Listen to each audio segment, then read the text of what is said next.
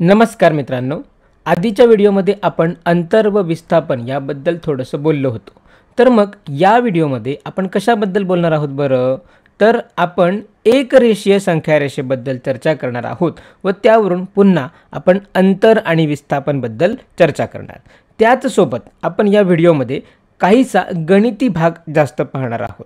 तर मग इथे मी एक संख्यारेषा काढत आहे. मग समजा इथे आपण शून्य लिहिला, तर या शून्याच्या उजवीकडच्या जेवढ्या पण संख्या असतात त्या धन असतात हे आपल्याला माहीत आहे. त्यामुळं या ठिकाणी मी लिहिलं -1, मग -2, मग -3 आणि मग हे तर -4.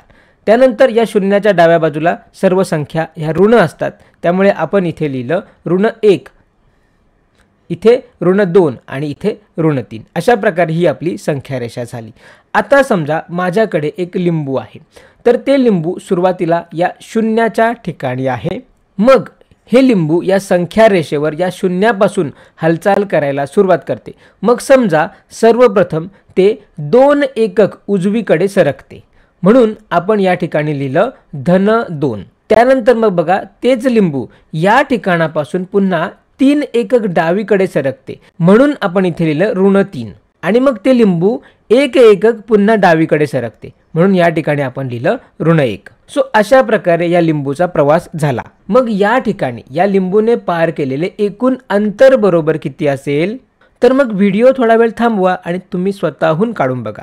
मग लक्षात ठेवा, पार केलेले अंतर म्हणजे या लिंबूने या संख्यारेषेवर प्रवास केलेल्या मार्गाची लांबी असेल. मग एकूण अंतर बरोबर किती? तर मग बघा, सर्वप्रथम उजवीकडे तो 2 एकक गेला, म्हणून 2. त्यानंतर तो डावीकडे 3 एकक जातो. मग इथे एक महत्त्वाची संकल्पना लक्षात ठेवा, जेव्हा आपण अंतराबद्दल बोलतो तेव्हा ते अंतर धन किंवा ऋण सांगत नाही. तर या ठिकाणी आपण फक्त संख्यांचा विचार करतो, म्हणजेच परिमाण. तसेच इथे आपण दिशा सुद्धा सांगत नाही, कारण अंतरात फक्त परिमाण गृहीत धरतो. मग आता तुम्ही म्हणाल, अरे पण इथे दिशा कुठे दाखवली आहे बरं? तर गोंधळात पडू नका, कारण याचं उत्तर असं आहे की इथे अप्रत्यक्षरित्या या संख्यारेषेवर एखादी संख्या धन किंवा ऋण दाखवणे हेच इथे आपल्याला दिशा दर्शवत असते. पण जर आपण अंतराबद्दल बोलत असू तर आपण दिशेकडे लक्ष देत नाही, आपल्याला फक्त त्याच्या मूल्याची किंवा मग परिमाणाची गरज असते. मग इथे होईल 2 + 3 + 1. मग बघा, इथे 1 हा डावीकडे आहे की उजवीकडे आहे याने फरक पडत नाही. त्याच प्रकारे या संख्या ऋण आहेत की धन आहेत याने सुद्धा फरक पडत नाही. आपल्याला इथे फक्त संख्यांची गरज असते, हे लक्षात ठेवा. अंतरासंबंधी आपण फक्त परिमाणाचाच विचार करतो. मग या उदाहरणामध्ये पार केलेले एकूण अंतर किती झाले असेल? तर ते 6.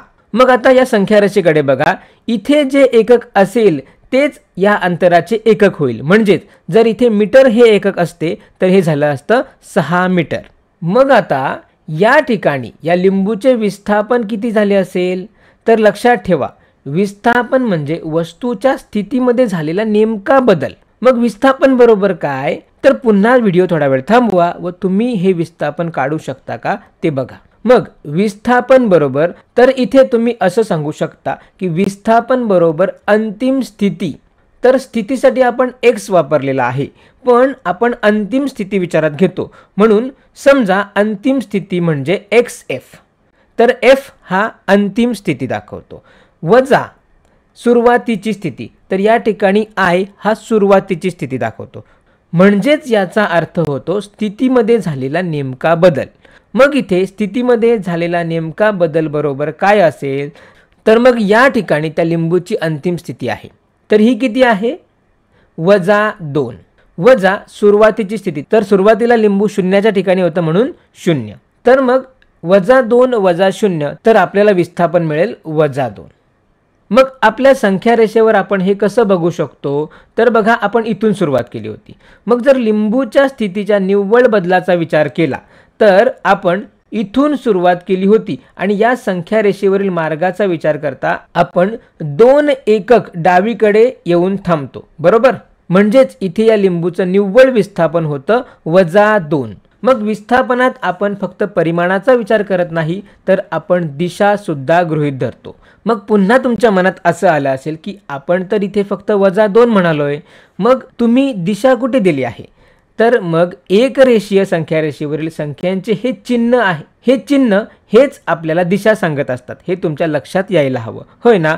मग इथे हे चिन्ह आपल्याला दिशा सांगतात। म्हणून सुरुवातीला मी याच संकल्पनेने सुरुवात केली होती की ऋण म्हणजे डावीकडे तर धन म्हणजे उजवीकडे, आणि आपण इथे एक रेषीय संख्या रेषेचा विचार करत आहोत, त्यामुळे हा लिंबू जाऊ शकतो अशा 2च दिशा मिळतात।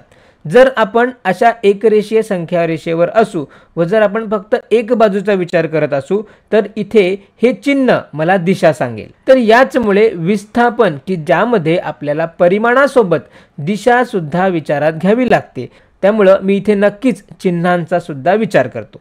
परंतु अंतरासंबंधी विचार करताना आपण फक्त परिमाणाचा विचार करतो, तिथे आपण चिन्हांचा विचार करत नाही, म्हणून या ठिकाणी मी फक्त परिमाणांची बेरीज करत जातो। त्याच प्रकारे या विस्थापनाला आपण थोडं वेगळ्या प्रकारे सुद्धा विचार करू शकतो।